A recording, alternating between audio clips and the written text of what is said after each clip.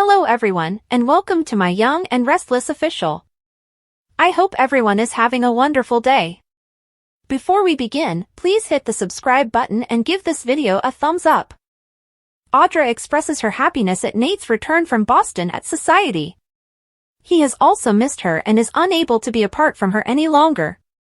She receives an update from Nate regarding Amy's cancer treatment. Everything is going smoothly so far, and they are all feeling hopeful. He went back to Genoa City with his mother, who insisted she was okay despite Damien's desire to stay with her. When Nate inquires about Audra's activities, he assumes that she has been occupied with launching Vibrante. She boasts about the fantastic team she is assembling from her previous days as well as all of her product and marketing concept ideas. Nate is certain that Audra's plans have impressed Victor, who must be investing a significant amount of money in this startup. Nate must question why when she acknowledges that the money has not been forthcoming. Nate informs her that they have every cause to suspect next-level deception as they begin to argue about how they can't trust Victor. "Stop it," says Audra.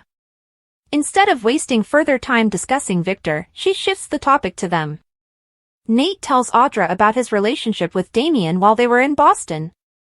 Since they had a lot of free time, they had insightful discussions and he got to know his brother in a different way. It wasn't all positive, he still feels unhappy and bewildered in certain ways. He erected barriers around his heart as a result of his anguish. He has been working on them with Amy. They are competent demolition specialists, and Audra is confident he won't give up. Nate claims that after seeing Damien's more vulnerable side, he is even more eager to learn more about him. They seem like they could approach.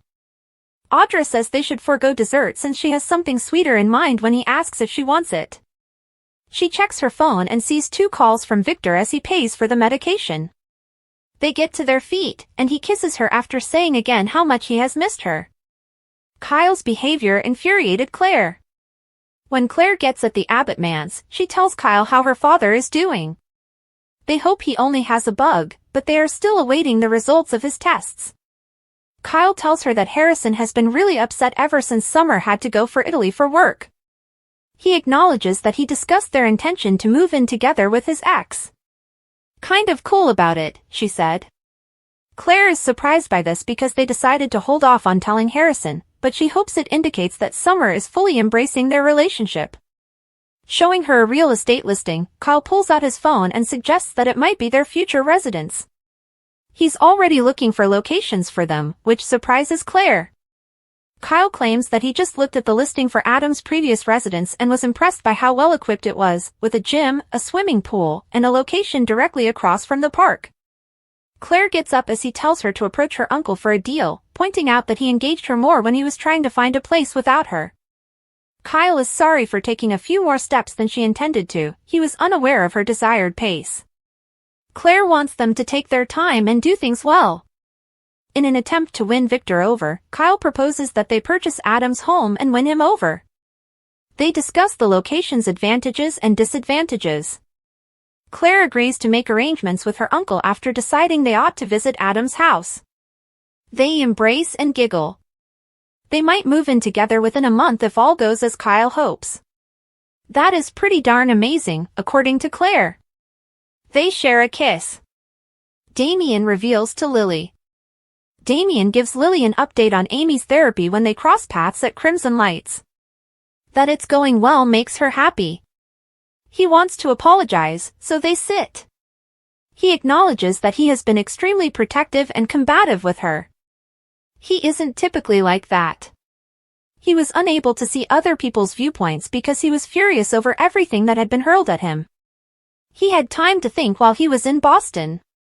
Additionally, he and his brother had plenty of opportunity to discuss their defenses. He was able to see how other people saw him and get his thoughts out of his brain by talking to Nate. He apologized for intruding on her family's life after realizing it. She's glad he's connecting with Nate and accepts the apologies. She reminds Damien that she wants to know what his boss Dumas is up to because she still doesn't fully trust him. Why does he want to be with her and her family? What's on the agenda? Damien acknowledges that it is difficult for him to snoop on his boss's interests. Dumas is a strong man who controls his own destiny.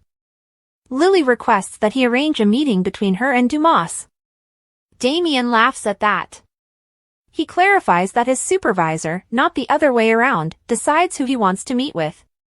Damien will try to say no to her because he finds it difficult, but he advises her not to get her hopes up.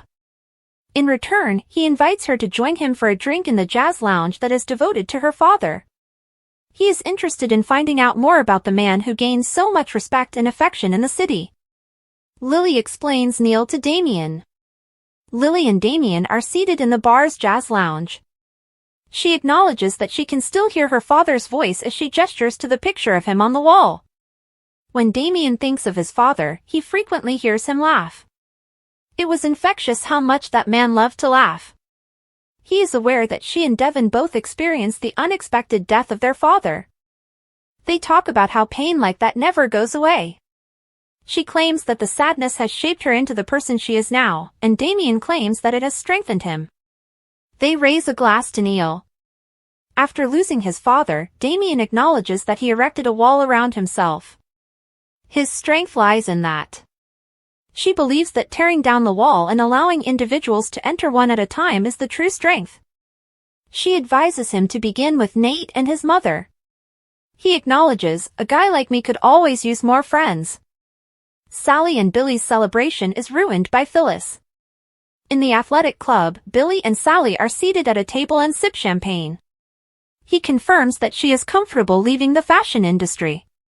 Although Sally acknowledges that fashion is her passion, she isn't entirely giving up because she has a ton of ideas for how their platform might address the fashion industry. They raise their glasses to toast themselves after talking about how difficult it was to get Phyllis to leave the company. Just in time to see this, Phyllis drifts in and seizes their bottle, accusing them of not feeling guilty about kicking her out. She believes Sally is ecstatic about her departure. Sally claims that they would not rejoice in taking away her as they are aware of her good intentions for Abbott Communications. They are warned by Phyllis that I'm not going away easily. She pours herself some champagne, collapses on a chair, and begins to argue with Billy. He claims she can't return, but she is still committed to helping to expand the business. When Phyllis says he needs her, he responds that he has found someone to support him while she recovers. He tells her that Sally is taking her place, and she glares. Sally is accused by Phyllis of driving Summer out of town. Sally reveals that because Billy's offer was too good to refuse, she quit her position and accepted Chelsea's. Billy, Phyllis, Sally, YNR. Phyllis believes Sally meant to replace her and accuses them of having this planned. Billy believes that one day Phyllis will realize that he has merely been attempting to be her friend. This is a pattern with him, Phyllis groans. She reminds Sally of what he did to Lily and cautions her that no matter how endearing and kind Billy is, he will still pull a fast one. She is certain that Sally will suffer the same fate. Phyllis pours herself another drink and raises a glass to the last chuckle. That's it! No more! Billy exclaims. Reminding Phyllis of his numerous ultimatums and the fact that she never listened, he advises her to get assistance. Before leaving, Phyllis says, "You're going to be sorry you did this to me."